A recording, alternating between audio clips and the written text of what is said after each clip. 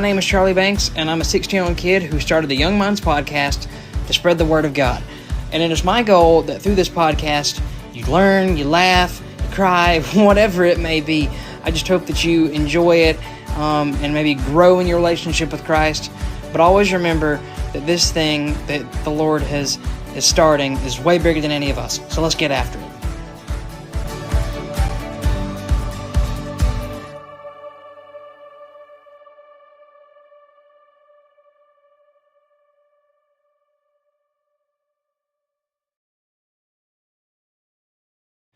Welcome back to the Young Minds podcast. We're on episode 22 of this crazy ride that the Lord's put me on, as well as you.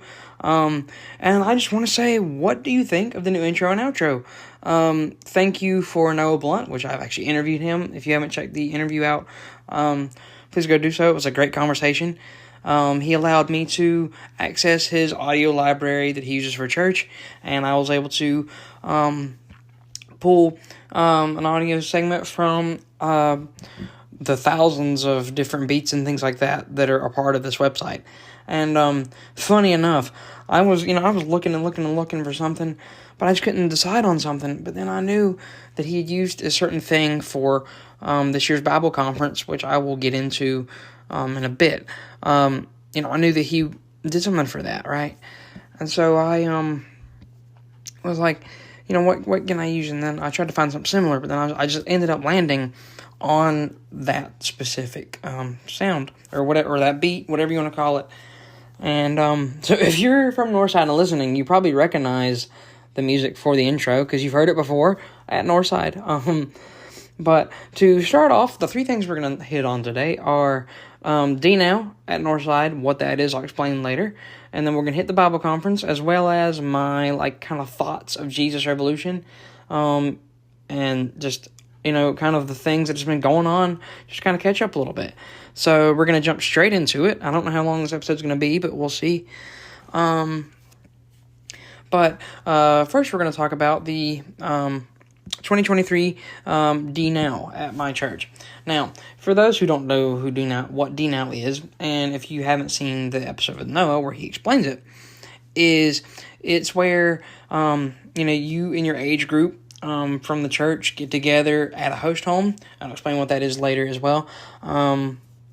And worship and get discipled by maybe one of the teachers or Sunday school leaders at your host home, right? And there's also events at the church where there's speakers and games and all this fun stuff. And this happens all on a weekend, but it is a week long.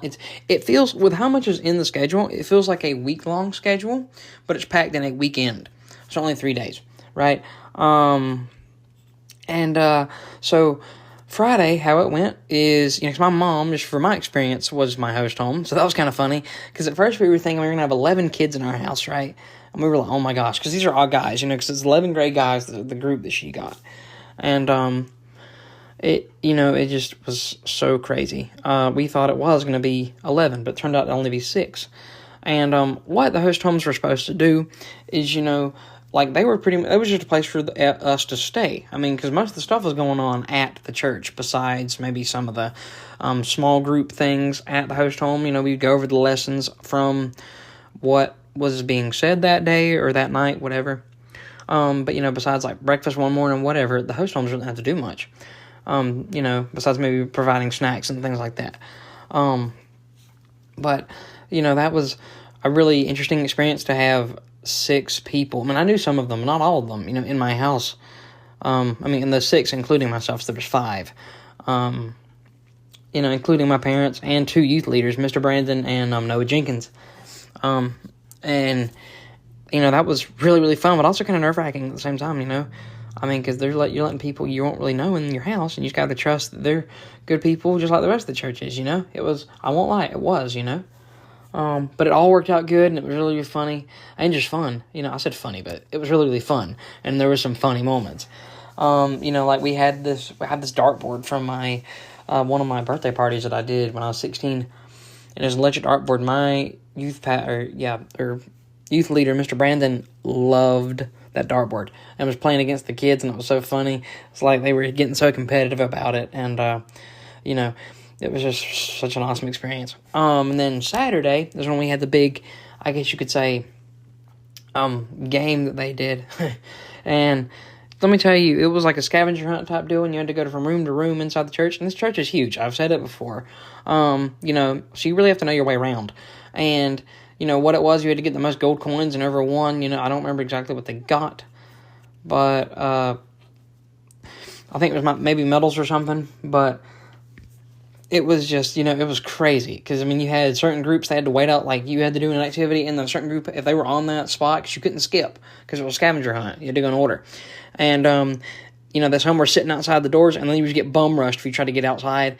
And, funny thing, my team's obviously running through to get from place to place, because trying to finish first. And, I actually fell in the, sanctuary where there was nobody, right? Nobody. Come on. Where there was nobody in the room, I fall. Like, I didn't fall when in the hallways when, people had their legs stretched out or anything. No, I fell where there was nobody and nowhere to trip on. I tripped on my own toes.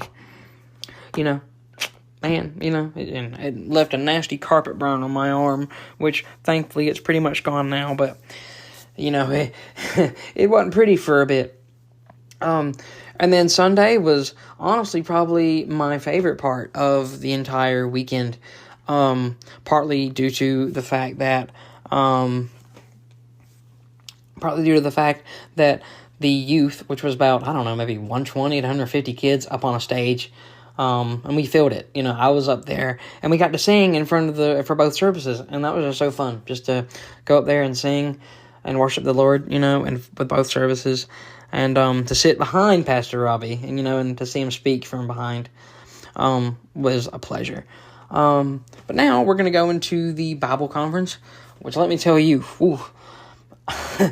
oh my gosh, these pastors. We had 1, 2, 3, because I have a thing right in front of me. We had 1, 2, 3, 4, 5, 6, 7, 8 in total. We had 8 pastors in total speak at the Bible conference. Let me tell you, each of them had their own unique spin. Bucky Kennedy was so funny. all of them were funny. And I pulled some things from them, and it's been a little bit, so it's kind of hard to remember exactly what they said. Now, I do remember one thing that Fred Luter said. He's from New Orleans, and 2 things actually. One's funny, and another one's pretty good. Is a quote from him, and I actually used it in my intro that you probably heard, or maybe in the outro. I think it's in the outro. It says, faith is action. And it was a short little quote that he said. But he's right. Faith is action, and you got to do something with it. It's not just a stagnant thing that you sit there and do nothing with after you get baptized, and you get saved and baptized, right? But all of them were so funny. I think it might have been, the guy's name was Herb Revis. He, said that, it was talking about, and this was the night that things really kicked up, because he was preaching on getting your baptism right. And what I mean by that is, there was a lot of people in the church, and, who knows, in your church as well, you never know, right, that were, they were baptized, and then they got saved later, which, if that's not the right way to do things. You get saved, and then you get baptized, and have a believer's baptism and follow through with it. Well, there's a lot of people that was the case for them, so they went up and got baptized again, and, and there was so many more baptisms throughout the entire weekend. And I think Herb, it was so funny. I think he was the one that said it. I could be wrong, and if I am, I'm sorry. But he was so funny because he was talking about his, he was one of those people that didn't have his baptism right. So he was the one that was preaching at his church that night. He went up and preached, talked about this, and then he was like, I knew that, I was real happy because I knew there was going to be one person at least that was going to get saved tonight and get baptized, or not really get saved, but get baptized and accept the invitation. So he said what he did. He, after he got done speaking, he walked down to that altar and he accepted his own invitation, which I'm telling you, the whole church just busted out laughing hearing that. It was so funny. But, I didn't really realize how important that was until, I see all the people coming up. And I believe this was also the same night as well. It was the same night as well. There were so many people coming up to the altar, and I just felt like, this was the first time I'd done it. And I just felt like, there was no shame in it that night, and and whatnot. So I came up after to Pastor Robbie, which you've heard him speak on this podcast before. I came up to him and asked, hey, can we pray for this situation that I had going on? And he did. Now, where I'm getting to is, there was so much going on. People were leaving the sanctuary. People were talking on the stage. And there was so much going on. But it was just me and Pastor Robbie at that altar, right? And surprise, surprise, my mom turned around when she was talking to somebody, and she took a picture of it. She didn't know that was happening, but she turned around and she took a picture. And now I have that picture, and I'm so glad she did. Because it is such a, I just love the picture so much, and I'll remember it for forever, Now, Sunday was also just a great, great time, because we were able to, I think we baptized just in the, because we had, just in that service, we had 11 people get baptized, I believe. Yeah, 11. But in total, because I figured out the true number after the Bible conference was over, I found out that there was about 40 people who came up and asked to be baptized. And I was like, 40 people? Are you kidding me? I think I've said that before, but I was just ecstatic. I was like, 40 people? You've got to be kidding. And just this whole weekend was a blast. And they've already planned the next one, and I can't wait for next year. It's just going to be an absolute blast. But now, we're going to go on to Jesus Revolution. And let me tell you, as of recording this, the movie is still in theaters. If you have not made plans to go see this movie, go see it right now. I don't care. Just go see it, because it is so, so good. It is not like your typical Christian film. Don't worry, it doesn't have the cringy dialogue in it. And just, it is mind-blowing, what they were able to do. They were able to take this simple story of Greg Laurie and Lonnie Frisbee. And if you don't know who those guys are, research them a little bit before you see the film. And make a great film out of it. And the great thing is, too, it was pretty accurate from what I could read and tell, because Greg Laurie is still alive. So he was able to kind of influence things and say, hey, this is right, this is wrong, things like that. Of course, they took a few creative liberties with it, and he was fine with it. And it made the film better. But, there was a certain scenes that hit you really hard. There's one, and I talked about this with Ben, last night. There's one scene in there where Greg, he's talking about, things not being steady, like there's people leaving out of his life and things like that. It's like, I finally got something steady, and then it's just getting yanked out from under me. And I don't know how many times I felt that as well, because, I'm somebody who thinks about the future probably a bit too much, and I'm thinking about all my friends and all this stuff, and, I want them to succeed. I do, and I want to see the best for them.